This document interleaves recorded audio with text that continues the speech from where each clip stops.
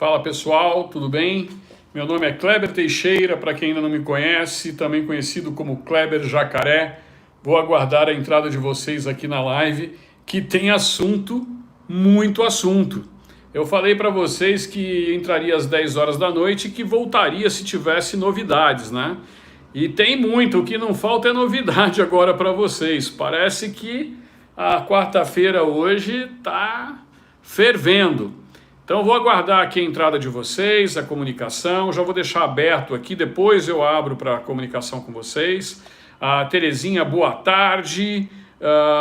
Quem mais aqui? O Edson Moro Traíra. A gente vai falar dele também, Edson. A gente vai comentar a respeito dele. Eu já falei um pouco na parte da manhã e eu vou falar aqui. Boa noite, Zélia. Neuza também, uma boa tarde aqui. Boa tarde, Helena.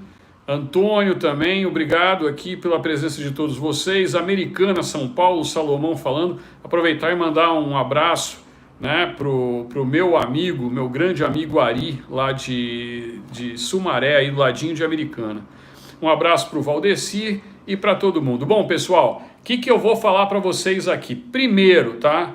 A primeira notícia que eu tenho, que já está aberta aqui para vocês, a possibilidade do Deltan Dallagnol ficar inelegível. Ele que saiu, pediu a sua saída do Ministério Público, né, para se candidatar em 2022 numa manobra. Eu já tinha alertado vocês que ele estava tentando se blindar. Um abraço aí para Portugal, Fernando. Obrigado aqui pela audiência aí da nossa terrinha, né? Obrigado mesmo. Um abraço aí para todos os portugueses. Então, eu vou falar aqui agora para vocês a respeito do que está rolando aqui, Jaboatão dos Guararapes, Pernambuco, ali do ladinho de Recife, né, Jaboatão, também o pessoal de Fortaleza falando aqui. Bom, pessoal, obrigado aí pelo carinho de todos. O que aconteceu? Eu tinha comentado com vocês ontem, e comentei hoje também, que o Deltan e o Moro, eles estão querendo se blindar, né? Essa candidatura, todo esse mise-en-scène hoje do Podemos, o pessoal do antagonista brabo, dizendo que Moro venha para presidente, não é para o Senado, o antagonista muito brabo mesmo, porque não conseguiu nenhuma declaração de nenhum líder partidário, ficou meio que isolado. Eles tentaram fazer aquele mise-en-scène, mas quem estava lá hoje no discurso do Moro? Joyce Hasselmann e Kim Kataguiri. Alguém tinha uma dúvida que essa dupla estaria lá? Pois é, a duplinha estava lá, né, no meio do cordão dos puxa-sacos, e também estava lá o Maneta. Eu falei que o Dória estaria, o Dória realmente foi convidado, tinha até confirmado presença, mas acabou não indo de última hora. Então eu estou corrigindo aqui, né, a informação. Como o pessoal está chegando aqui, eu só contei esse detalhe aqui do Kim Kataguiri e da Joyce Hasselmann, né, que está até agora querendo descobrir como é que ela teve aquele dano todo no seu rosto, no seu físico, estavam hoje lá presentes na posse do Moro, né? Posse não, na filiação do Moro. E aí surgiu uma notícia logo em seguida. Cadê o Felipe? Felipe vem na live das 10 horas da noite, nós vamos estar junto, pessoal, quem está perguntando aqui do Felipe. Então assim, aí surgiu a notícia de que o TCU, olha só a manchete que está aqui, o TCU determina que procuradores da Lava Jato devolvam diárias milionárias e Dallagnol poderá ficar inelegível. Inelegível. Pois é, aí eu fui ler a notícia, né, e entender um pouquinho mais o que acontecia, o que estava acontecendo e o porquê disso, né?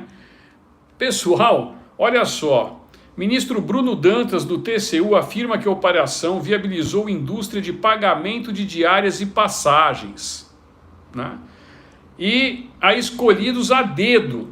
E o total a ser ressarcido passou de 1.800.000 em diárias de procuradores da Lava Jato. Aí você vai falar assim, não, Kleber, mas eles tiveram que se deslocar. Eles tinham realmente, gastar realmente. Quando você se desloca, você tem que... São João do Maranhão aqui também, mandando aqui um abraço para todos vocês que estão entrando do Brasil inteiro. Realmente, quando você se desloca, né, numa função, é óbvio que o órgão ou o seu patrão tem que pagar as suas diárias. Mas aí eu fui ler com mais calma o que estava acontecendo, né? O ministro Bruno Dantas, relator na tomada de contas especial, concluiu que houve prejuízo ao erário e violação ao princípio da impessoalidade com a adoção de um modelo benéfico rentável aos integrantes da Força Tarefa. Né? Ao Samuel de Curitiba, do Paraná, aqui também mandando. 5 procuradores, 5, não eram só 5, eram vários procuradores, mas esses 5 em especial foram beneficiados com esse esquema. Para o Moro, que estava falando em rachadinha hoje lá em Brasília, na hora que ele estava assinando a fichinha dele de filiação, ele deveria ter se preocupado com isso aqui também. O que está acontecendo aqui? Na realidade, fazem parte da lista, ouçam só, Antônio Carlos Welter, que recebeu R$506 mil em diárias e R$186 mil em passagens. Este procurador, são vários procuradores na Operação Lava Jato, né? Sempre o mais famoso era o Carlos Fernando, né? Que vou falar dele daqui a pouco, o Deltan Dallagnol e outros procuradores. Mas este Antônio Carlos Welter recebeu R$506 mil em diária. E o Carlos Fernando, 361 mil em diária. O Diogo Castor de Matos, 387 mil em diária. Um abraço, Hélio, aqui, né? O pessoal que está mandando um abraço aqui para o Jacaré de Tanga. Exatamente isso aí, Edson. O TCU quer que eles devolvam o dinheiro. E o Orlando Martelo Júnior recebeu 461 mil em diárias. Até o Rodrigo Janot, o ex-procurador, aquele ex-procurador, vocês lembram dele? Também está envolvido. Aí aqui no final da reportagem fala o seguinte, já Deltan Dallagnol, porque o Deltan ficava em Curitiba, não tinha motivo para receber diária, né? O Deltan Dallagnol, que coordenava a Força Tarefa de Curitiba, será citado para devolver solidariamente recursos aos cofres públicos por ter supostamente ele, Deltan, idealizado o modelo de trabalho do grupo de procuradores da operação. Então, o Deltan Dallagnol pegou ali esses procuradores que foram citados e que foram beneficiados nesse esquema, porque eram vários procuradores e os demais não estão. E fiz um grupinho, né? E esse grupinho chegou a receber R$500 mil em diárias de hotel. Olha só, gente, R$500 mil de diárias de hotel. Um único procurador. E agora, eles, se forem condenados de forma definitiva, todos esses procuradores, incluindo o Deltan Dallagnol, e ex-procuradores ficarão inelegíveis, o que pode atrapalhar os planos de Dallagnol. Portanto, pessoal, a gente sempre tem que desconfiar daqueles caras que se aparecem como os santos do pau oco, né? Eu sempre elogio o trabalho do Ministério Público. Na maioria das vezes, o trabalho do Ministério Público é um bom trabalho. Mas, de repente, alguns procuradores, eles gostam muito de aparecer, de serem midiáticos.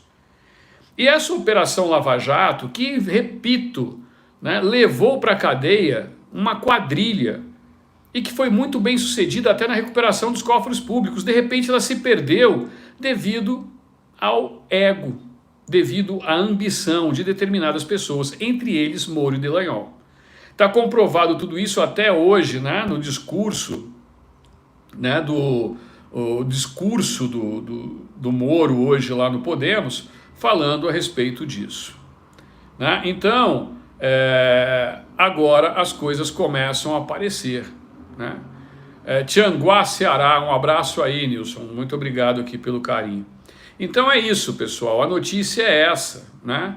Olha só como o Brasil é grande, a gente fica feliz com a audiência do Brasil inteiro. Obrigado aqui, o pessoal de Minas Gerais entrando, o Walter, muito obrigado aqui pelas palavras de carinho, né? Então, o que a gente está vendo é isso hoje, né? Aparecendo tudo aquilo que estava lá atrás. E de uma maneira direta ou indireta, tudo que foi feito de bom durante a Lava Jato acabou sendo jogado no ralo com essa situação. Agora procuradores e o próprio juiz Sérgio Moro sendo investigados e eles procurando aquilo que o Moro falou hoje, que ele é contra o foro privilegiado. Eu acho que ele já deveria abrir mão a partir de agora, né, desse foro privilegiado, porque ele está se candidatando justamente por isso. E as denúncias que vêm é toda no sentido de que ele está lançando a candidatura à presidência para fortalecer lá na frente uma saída pela direita e se candidatar ao Senado pelo Paraná. A gente só vai saber disso lá na frente. Bom, uma outra notícia que eu trouxe para vocês foi a respeito do afastamento do Roberto Jefferson da presidência do PTB, o famoso Bob Jeff. Acabou de sair também que o Alexandre de Moraes afastou por 6 meses, podendo ser renovado este período, o Roberto Jefferson da presidência do PTB. O Roberto Jefferson, que fez aquela carta atacando os filhos do presidente, o próprio presidente, dizendo que eles estavam viciados em dinheiro público, que gerou, né, uma grande estranheza, algumas pessoas dizendo, não, Roberto Jefferson podia não estar nas suas faculdades mentais plenas, até eu que cheguei a dizer isso e volto a insistir, uma pessoa que está na cadeia, detida, é capaz de ter várias disfunções, entrar em depressão, e ele que chegou a sofrer uma intervenção cirúrgica, né, um cateterismo na realidade. Obrigado, Helena, obrigado aqui pela presença, né? Então, assim, esse Otários aqui, ele sempre entra aqui, pessoal, não liga para esse cara não, que isso daí é um esquerdista meio retardado. Então, a gente viu aquela carta do Roberto Jefferson e depois a atual presidente do PTB, né, que é a Graciele Nienove, que está como presidente interina, que é a vice-presidente do PTB, ela fez também uma declaração dizendo que o PTB estaria fechado com Bolsonaro. Só que até aí o PTB praticamente implodiu, né? E alguns deputados ligados lá ao estado do Alagoas, ligados ao Renan Calheiros, entraram com um pedido junto ao Alexandre de Moraes, né? Entraram com um pedido junto ao Alexandre de Moraes para fazer o afastamento do Roberto Jefferson do partido, mas nesse pedido eles também pediram que eles fossem nomeados os novos diretores da executiva do partido. Em parte eles foram atendidos e foi afastado o Roberto Jefferson. Eu acho que o restante do pedido eles vão tentar fazer agora. Através da primeira instância. Então é isso aí, pessoal. A gente está agora diante de uma situação, né, em que o Roberto Jefferson foi afastado por pelo menos 180 dias e temos que aguardar para ver como que vai ficar agora o PTB. Eu não sei qual vai ser o caminho que o partido em si vai tomar, tá? Mas nós temos que aguardar as cenas dos próximos capítulos em relação ao próprio PTB, que ficou alijado do processo, um partido que poderia até ter recebido o Bolsonaro, depois com a prisão do Roberto Jefferson teve essa reviravolta, e agora nós estamos diante dessa situação constrangedora aí do Roberto Jefferson sendo afastado da presidência do PTB por 180 dias, podendo ser renovado por mais 180, quem sabe. Isso significaria o seguinte: o Alexandre de Moraes afastou o Roberto Jefferson até as eleições.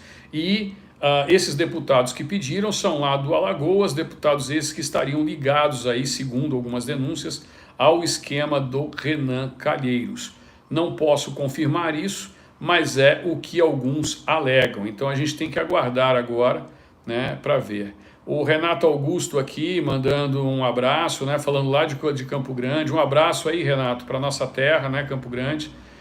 Um abraço aí, saudade também. Então, aqui algumas pessoas perguntando aqui, né, principalmente esse cara que eu citei, que eu falei, perguntando a respeito da Lava Toga, né? Então, a Lava Toga, que ele está dizendo, teve o voto lá, que na minha opinião não foi um voto correto da época do Flávio Bolsonaro, e acabou tirando a questão da Lava Toga. Mas eu não acredito que isso vai acabar sendo colocado da maneira como eu falei para vocês, ou seja, o presidente agora tem uma possibilidade muito melhor de fazer.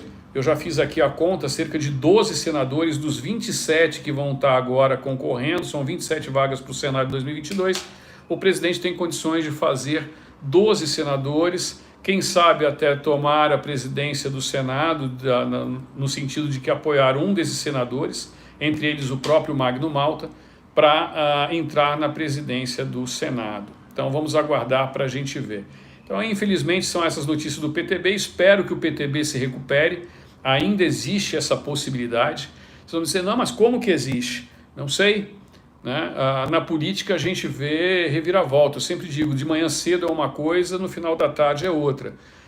Eu digo de muito coração, se o PTB vier para a base do presidente, seria mais tempo de televisão, seria mais deputados, nós teríamos uma ampliação da base e o PTB é muito importante dentro desse processo. Por isso, espero que o PTB acabe se reconciliando com o presidente e chegando a um denominador comum. Não vejo essa possibilidade com a Graciela Nienov na presidência.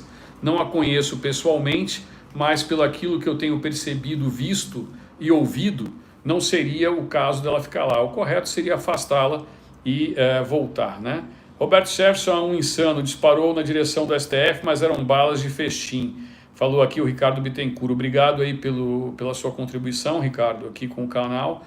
Realmente, né? Quando você fala insano, eu prefiro imaginar que não está em suas plenas faculdades mentais, até pela condição não só da prisão, da idade e também da questão da saúde, tá? Então, assim, a gente passando já para a próxima pauta, né? O Chateaubriand aqui, boa tarde. Por ter passado envolvido em corrupção, o PL ainda seria uma saída boa para o Bolsonaro?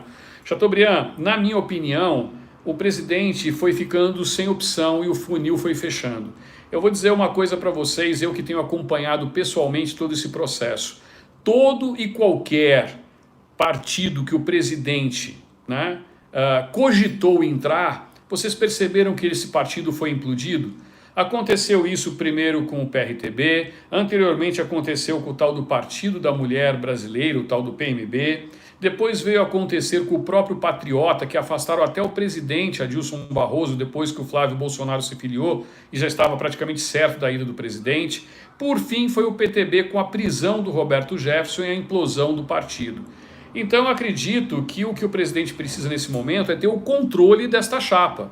Ter o controle, principalmente financeiro, porque o presidente do PL, o Valdemar da Costa Neto, não só tem um passado, né, um tanto quanto conturbado, para quem não se lembra, até o do mensalão, mas também ele tem um presente nada bom, né, digamos assim. Por isso eu acho que o presidente da República tem que tomar conta do partido, principalmente do cofre do partido. Aí, se tiver isso, ótimo. Aí é o presidente que está entrando, é ele que a gente confia, aí a gente sabe da honestidade do presidente da República. Aí é só toca o barco, se candidata. Mas eu acho que o presidente tem que ter uma base. O PP vai ser uma dessas bases, o republicano outra base. O que eu acho é que tem que ter a maior quantidade de coligação de partidos a ajudar o presidente da República. Se vocês pararem para pensar, cada vez que um partido fecha nessa coligação com o presidente, é um partido a menos na coligação com os demais.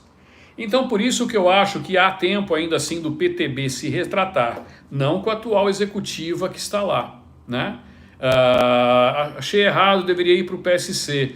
Eu também acho até que o PSC seria uma boa alternativa, mas nós temos que lembrar que o PSC, o seu presidente também, o pastor Everaldo, se envolveu lá em umas questões lá no Rio de Janeiro. Então é difícil, é o que o presidente falou, todo e qualquer partido que você vai ver hoje, né, a gente vê problema. Kleber, será que o TSE não vai tentar caçar o registro do PL só para prejudicar o presidente Bolsonaro?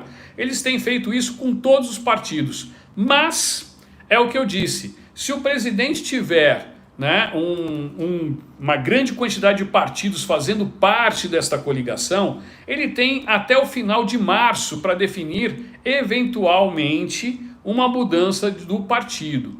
O que acontece com a Aliança? O Aliança não conseguiu cumprir as exigências, que são exigências claras, né, e difíceis hoje. Então foi mudada a lei. Existem alguns partidos que foram criados lá na lei passada, que teriam muito mais facilidade até de abrigar isso. Mas assim, na época que foi formada a Aliança, eu fui uma voz contrária. Eu cheguei a dizer ao pessoal que estava formando a Aliança, não vou citar nomes aqui, mas eu falei assim, olha, vocês não vão conseguir nem para 2020, nem para 2022. A gente tem que lembrar que o TSE não é nada favorável a uma ideia de ter um partido do próprio presidente da República. Então nós teríamos que ter, naquela época, já a consciência de que era melhor para o presidente ter migrado para um partido menor, formar uma base, né? E a gente também tem que imaginar o seguinte, em 2018 o presidente foi sozinho, né, para a disputa, junto ao PSL e PRTB. O PRTB nanico, mas foi o PRTB quem deu o pouco tempo de televisão que o presidente tinha, os 10 segundos.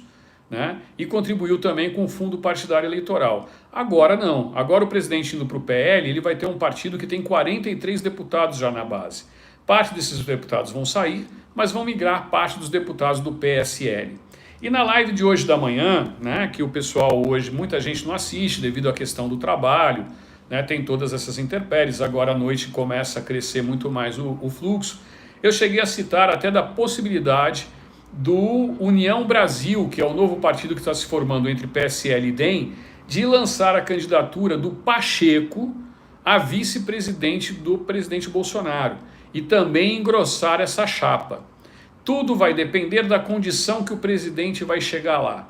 E aí a gente já vê, dentro dos próprios partidos formados pelo presidente, as notícias que estão saindo agora, né, eu já vendo, porque dentro do PP, dentro do Republicanos, tem muita gente que é contra o presidente Bolsonaro. Principalmente a base do Norte e Nordeste. Deputados ligados hoje a governadores do Norte e do Nordeste recebem cargos, têm benesses de governadores e são contrários dentro desses grandes partidos à ida do presidente. Por isso, no PL, ele encontrou, né, o melhor caminho neste momento. Não sei se vai continuar assim até março. Podemos lembrar o que aconteceu na época com o Patriota, né? E eu só acredito na filiação depois que o presidente assinar a ficha e acabar o tempo de migração de partido, que acontece no final de março. Aí eu vou apostar no partido que o presidente realmente vá, porque todos eles, de uma maneira ou de outra, têm seus problemas. Aí aqui a Indiara falando assim, Pacheco um grande traidor. Eu concordo também. Eu também concordo. Eu acho que o melhor seria sair o Marcos Rogério de vice na chapa com um União Brasil. Ou até mesmo uma migração para o PP e sair de vice na chapa do presidente Bolsonaro. Mas existem as possibilidades ainda do Tarcísio de Freitas, né? E cogitaram até o Temer. Se vocês acham que o Pacheco é traidor, imagina o Temer de vice do Bolsonaro. Tudo isso eu discuti um pouco hoje na parte da manhã. Vou entrar mais a fundo na live das 10 horas da noite, porque a gente está entrando em live diversas vezes, porque o público é diferente, né? Às vezes a pessoa ou está levando o filho para a escola, né, ou estava trabalhando e só conseguiu chegar agora. Por isso que eu estou repetindo aqui um pouco das coisas que eu falei na parte da manhã em live, que eu fiz uma live rápida na parte da manhã e passei um pouco disso para vocês. E o porquê que está por trás de tudo isso? A gente tem que entender o seguinte, pessoal. A política é um xadrez. E esse xadrez tem que saber se jogar muito bem. Uma jogada errada pode prejudicar toda uma campanha. Existe todo um grupo contra o Bolsonaro. É o Bolsonaro contra o resto. É a mídia tradicional toda. Aí vem o Moro no discurso dele hoje querendo afagar a mídia. Temos que parar de bater na mídia. Olha só o discurso, tá? Então, assim, tentando um espaço. Por quê? Porque o Moro não tem espaço nenhum na mídia alternativa, ele não tem espaço nenhum na internet. Então, se o Marcos Rogério, que hoje está no DEM, né, viesse pela União Brasil como vice do presidente Bolsonaro, eu acho que seria uma grande chapa. Eu apostaria que essa chapa teria, assim, muita chance de dar certo. Atrairia PSL e DEM. E por que eu estou dizendo isso? Kleber, você tirou isso como da cabeça se o presidente está rompido com o PSL? O Moro tentou atrair os deputados do PSL para uma reunião, para um jantar na semana passada. E o segundo vice-presidente do PSL, o Júnior Bozella, chegou a agendar isso e confirmar a presença. Só que no dia anterior veio uma ordem de cima, do Antônio Rueda e do Luciano Bivar, determinando que não comparecessem esses deputados ao jantar do Moro. Isso, na minha opinião, é uma sinalização de que o próprio PSL, que vai se juntar ao DEM e formar o novo partido, pode sim vir a compor a chapa do presidente da República. Tudo é possível. Nós temos que lembrar que eles vão lançar candidatos, valorizar, obviamente, seus passes. Isso está dentro da política e nós temos que acostumar com isso. Nós temos que entender que não adianta ficar batendo, se debatendo e não agir com inteligência. Nós temos que ser inteligentes nesse momento. Para quem não assistiu a live da parte da manhã, eu vou voltar a dizer qual é a linha de raciocínio. Para quem assistiu, eu peço desculpas. Um abraço aí para Santa Maria, no Rio Grande do Sul, por todos os gaúchos aqui assistindo. Eu vou citar também a estratégia, vou falar do Rio Grande do Sul, que também é um estado muito importante neste cenário dessa disputa para 2022. Então, assim, até entrou aqui uma mineira, eu acho que a Farid, né? Farid Melling, falando: Pacheco não, como mineira digo não ao Pacheco, sou Bolsonaro, mas não acredito no Pacheco. E exatamente esse seria o interesse de se buscar o Pacheco através do União Brasil, né, por parte do União Brasil, porque Minas Gerais é o segundo maior eleitorado do país, se não me engano, ganha até do Rio de Janeiro. Eu teria que confirmar, mas entre Rio e Minas está ali, entre o segundo e terceiro lugar.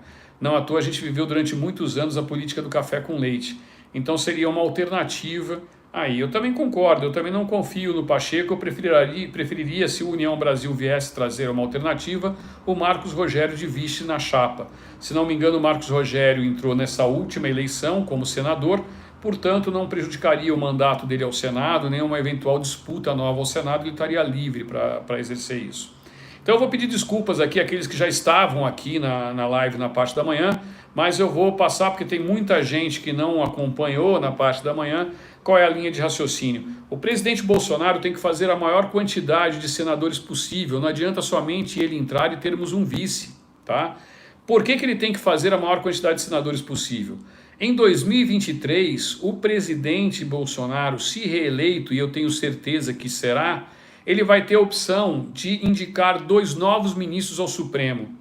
Ou seja, nós já temos o Naves lá, e ele teria o André Mendonça, que deve ser sabatinado até o dia 2 de dezembro, pelo aquilo que o Pacheco falou, e aí ainda poderia, já em 2023, ou seja, daqui a 2 anos, teríamos 2 novos ministros, que sem essa cara desses ministros que hoje lá estão. Quem seriam os ministros que sairiam? Rosa Weber e Lewandowski. Olha só a importância disso.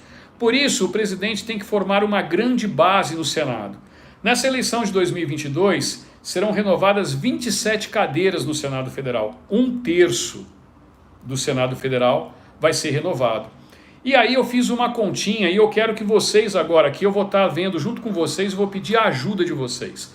Eu vou começar lá pelo Amazonas. Se o presidente soltar, por exemplo, o Pazuello, o general Pazuello no Amazonas, ele seria um forte candidato ao Senado. No Pará, viria Damares Alves, também uma forte candidata ao Senado. No Pernambuco, o Gilson Machado, o atual ministro do Turismo do presidente Bolsonaro, que vem fazendo um grande trabalho. Já seriam 3 vagas. No Rio Grande do Sul, por isso que eu falei ao nosso amigo de Santa Maria que estava aqui, deve vir o Onyx Lorenzoni ou o Renzi novamente ao Senado. E um dos 2 disputar o governo. Seria a 4ª vaga. No Espírito Santo teríamos Magno Malta, seria mais um grande concorrente ao Senado. Nós teríamos em Santa Catarina Luciano Hang, que viria fortíssimo também ao Senado. Aí nós teríamos a opção do Tarcísio de Freitas a vir ao Senado ou por Goiás, que é o que está indicando, ou por São Paulo. Se ele vier por Goiás, seria o 7º forte candidato ao Senado. E teríamos até o Weintraub ou a Carla Zambelli por São Paulo. Já estou falando no 8º candidato ao Senado. E em Mato Grosso, eu esqueci o nome, seria mais um estado onde o presidente teria um forte candidato ao Senado. Ou seja, né? Esqueci, Rio de Janeiro, o 10º candidato, Hélio Negão, também pelo Rio de Janeiro. Eu estou falando que o presidente tem condições de ter 10 ou mais senadores nessa renovação de um total de 27 cadeiras. Quem sabe até 12, 13 ou 15 cadeiras de senadores dentro dessa chapa que seria composta, né, junto com o presidente Bolsonaro. Aqui a Isabela falando o Weintraub é forte, a Indiara também falou assim, o Weintraub também. Então, assim, é o que eu estou falando para vocês. Eu falei nomes fortes aqui para vocês que podem vir como candidatos ao Senado em diversos estados. E aí o presidente, que já tem hoje, né, se ele vier ao PL, 4 senadores pelo PL e mais 2, entre eles o Flávio Bolsonaro, e mais 2 senadores que também estão tendentes a migrar para o PL, né? E se não me engano, pelo Maranhão, esqueci o nome, teria mais um candidato lá no Maranhão, acho que é Cezinha, se não me engano. Se tem alguém do Maranhão, pode pode falar, tá aqui, ó, verdade, Régio, o Rogério Marinho, forte candidato ao Rio Grande do Norte, obrigado pela ajuda aqui, viu? Viu como é importante a colaboração de vocês? A memória às vezes falha. No Paraná, pode ser que venha o filho do Francisquini, já que o Francisquini ficou inelegível, ou até mesmo o Oswaldo Eustáquio, se cogitar a ir lá pelo Paraná. Né? Eu estou sabendo que o Oswaldo Eustáquio está querendo sair ao Senado por São Paulo ou pelo Paraná. E também estou sabendo que o Zé Trovão, que hoje está detido, pode vir a federal. Né? Então, assim, vocês veem como a conjuntura é muito importante. Né? Rio de Janeiro seria ou o General Mourão ou o Hélio Negão, Neuza. Tem essas duas opções, tá? Então, assim, existem todas essas alternativas. E no Paraná poderia também vir a Aline Sleutz. Esqueci do 11º aqui, que é a Bia Kicis ou a Flávia Arruda no Distrito Federal. Também existe essa alternativa.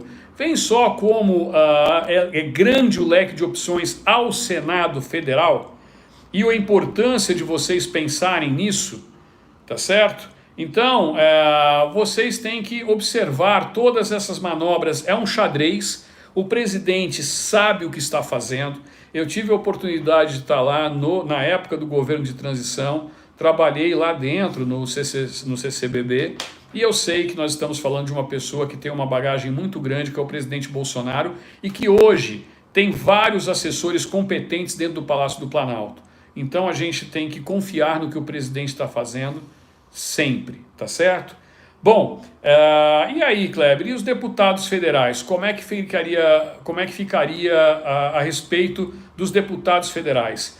A bancada hoje, para que vocês tenham uma noção, cada estado tem uma quantidade determinada de cadeiras. Por exemplo, o Distrito Federal, se não me engano, são 8 ou 9 cadeiras que são disponíveis no Distrito Federal.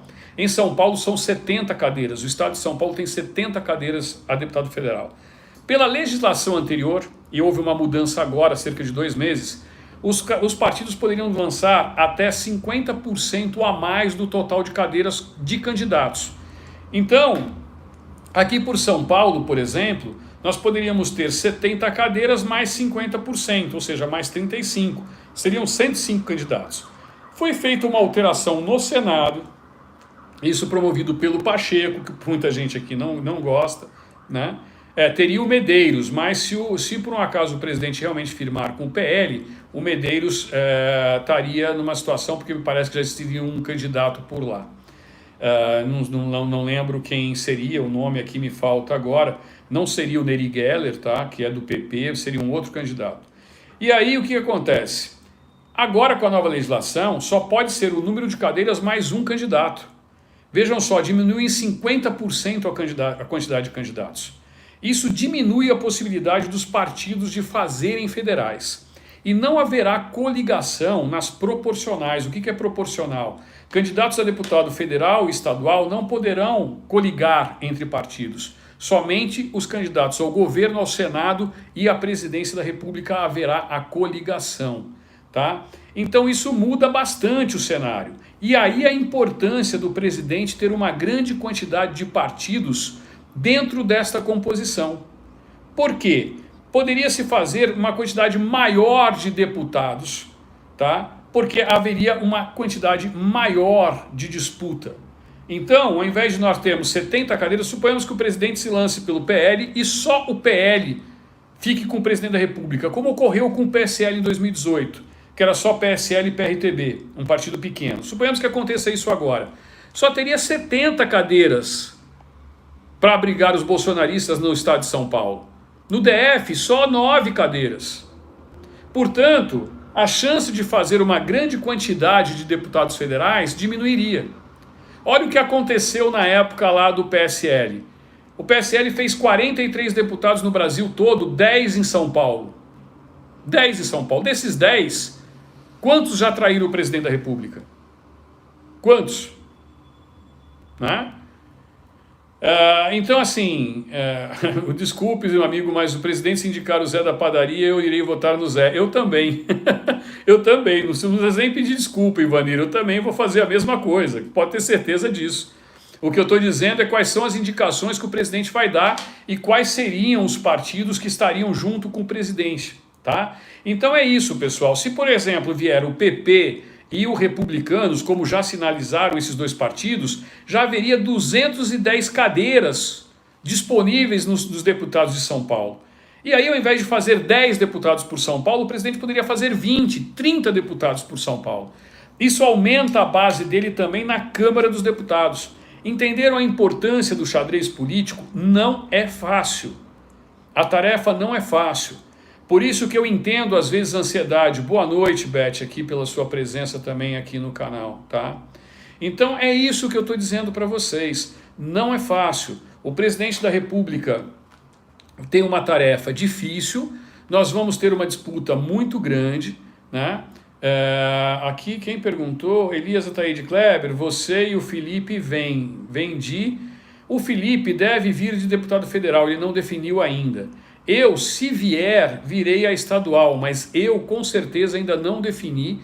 Tive a proposta de 3 partidos, mas eu acredito que isso é algo que, primeiro, a pessoa tem que ter o dom, segundo, tem que ter muito estômago. O Felipe já vem se preparando para uma carreira política, eu não. Eu sempre me preparei nos bastidores, eu sempre trabalhei como assessor e trabalho hoje aqui fazendo as lives, informando vocês das filigranas que existem na política brasileira, que eu não vejo muita gente fazendo isso hoje, né? Eu acho que está na hora de nós da direita começarmos a nos organizar e entender a política como ela é. Nós nos demos muito bem como manifestantes, mas agora a gente tem que se preparar para um novo caminho e o presidente vai precisar da força de todos nós. Eu sempre falo na live, eles não têm medo de mim, eles têm medo de vocês, né? É de vocês que eles têm medo. Então, assim, é assim que a gente tem que pensar em como vai ser colocada a política. Kleber, por que o Felipe parou de colocar o curso do robô milionário nos vídeos dele e agora ele chegou a botar um curso chamado Digitador de Marketing? Olha, a gente não está colocando nenhum anúncio novo de digitador de marketing, isso deve ter nos vídeos antigos do Jacaré. Nós tiramos os anúncios porque estava dificultando até o acesso de vocês. Quando a gente colocava o anúncio, diminuía muito a informação do vídeo. E aí vocês não tinham o conteúdo necessário. Então a gente tinha que diminuir a quantidade de tempo para passar as informações para vocês. Tá bom? Então é isso. A gente está passando para vocês hoje a informação, porque nós estamos chegando num funil, pessoal. E eu tenho que preparar o canal para fazer o máximo de trabalho de informação. É por isso só que a gente tirou as propagandas no meio dos vídeos, tá? Elias Ataíde Kleber, vem de federal, eu vou dar um alô para minha família e jurar para ajudar vocês, pode ser? Olha, Elias, eu estou à disposição do presidente da República e estou à disposição da direita brasileira. Se eu vier, para eu vir a federal, eu tenho até o dia 2 de janeiro para escolher um outro estado, porque a preferência para vir a federal é do Felipe Lintz. Quando eu trouxe o Felipe para o Jacaré, eu disse que ele seria o futuro do Brasil. Eu acho que nós precisamos de jovens inteligentes como ele, e eu estou tentando convencê-lo a enfrentar, porque ele está muito dedicado à política regional da cidade dele de Mogi das Cruzes. E o Lintz seria um excelente deputado federal, até mesmo para bater de frente com aqueles caras que se dizem, né, a novidade. Então lá dentro da Câmara, para eles, o Kim é assim a 8ª maravilha do mundo. Então, com um Felipe Lintz lá dentro, o Kim não teria espaço para falar as besteiras que ele fala. E o Lintz faria um grande trabalho, tenho certeza, dentro da Câmara Federal. Eu, se vier, eu prefiro vir a estadual e ajudar o Lintz, né, nessa caminhada dele, porque ele precisa ter pessoas experientes e que estejam lá de boa vontade. É muito difícil você chegar lá dentro e enfrentar os tubarões. Não é fácil, tá? Então é isso, pessoal. Ele é o menino lá de BH, o Nicolas. Olha, o Nicolas é outro cara que tem um futuro incrível. É um jovem que, se não me engano, está com 19 anos, 20 anos de idade. Eu acho que ele entrou para a Câmara Municipal aos 18. E eu acho que o Nicolas deveria vir, sim, à federal. Não só o Nicolas, como o Bruno Engler. E vou dizer mais, eu acho que a Bárbara do Te Atualizei deveria vir à federal. Seriam ótimos nomes para nós lançarmos aí e fazermos uma renovação. Está na hora de tirar aquele bando de traidores do presidente que entrou em 2018. Traidores esses que eu não vou negar, até nós chegamos a apoiar aqui. Muita gente achou que o canal era do Frota, porque nós demos espaço para eleger o Frota, que era bolsonarista na época. Isso a gente não nega. Só que nós mesmos hoje somos obrigados a dizer, lamento muito, mas ele virou as costas para o presidente Jair Bolsonaro, né? E a gente tem que tirar essas pessoas de lá. Frota, Joyce, Bozella, essa turminha toda que virou as costas para o presidente Bolsonaro tem que sair de lá imediatamente. Uma coisa que não pode ser admitido é traidor. A pessoa pode estar até insatisfeita, mas eles não traíram o presidente, eles traíram vocês que votaram neles.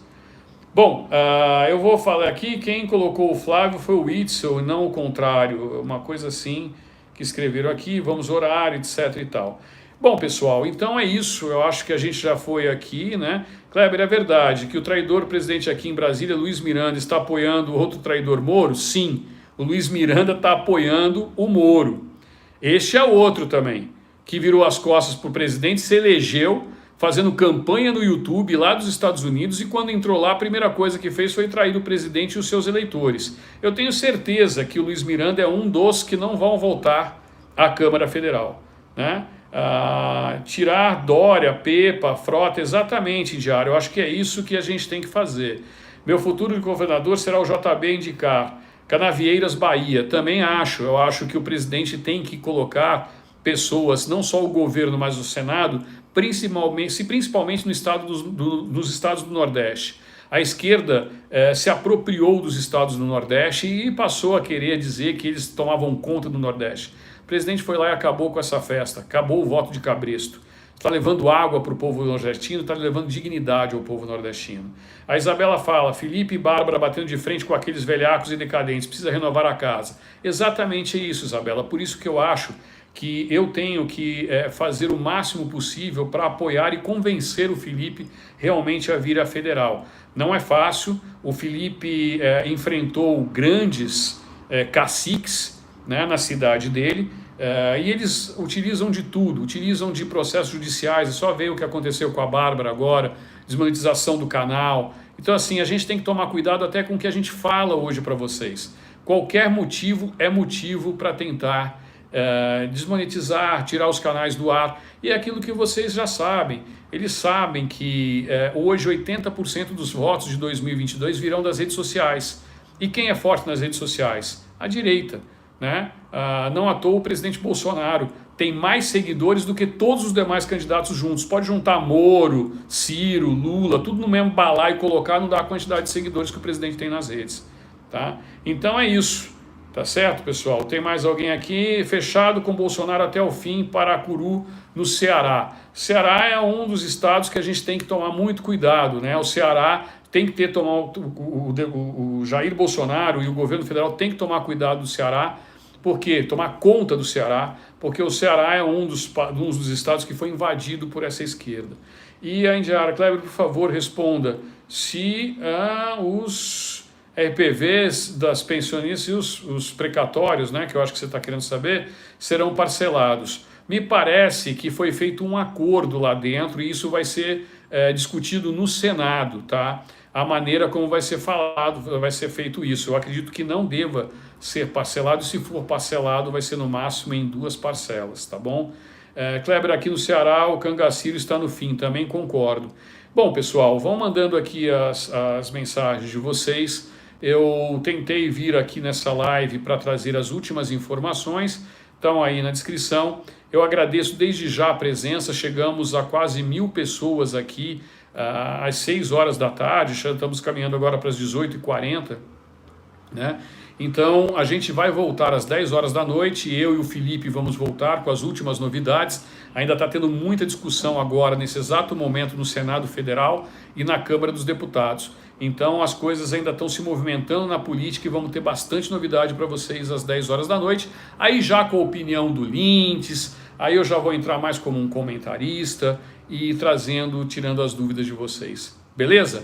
Obrigado pela presença de todos vocês. Se vocês gostaram dessa live, não esqueça de deixar o like de vocês aí embaixo. deixar o joinha. Quem ainda não é inscrito no canal, por favor, se inscreva. E a gente também está colocando aí à disposição de vocês os meus canais, né? Que é o Crocodilo Reaça, que a partir da semana que vem eu vou começar a interagir com vocês também pelo Crocodilo. Às vezes tem coisas que a gente não pode trazer aqui no Jacaré, eu vou levar lá pelo Crocodilo Reaça, e pelo meu canal pessoal Kleber Jacaré. Quem puder, vá lá e dá uma curtida. Deus, pátria, família, liberdade, sempre, pessoal. Fiquem com Deus e até às 10 horas da noite em live, se Deus quiser, ou no próximo vídeo do Jacaré de Tanga. Fiquem com Deus.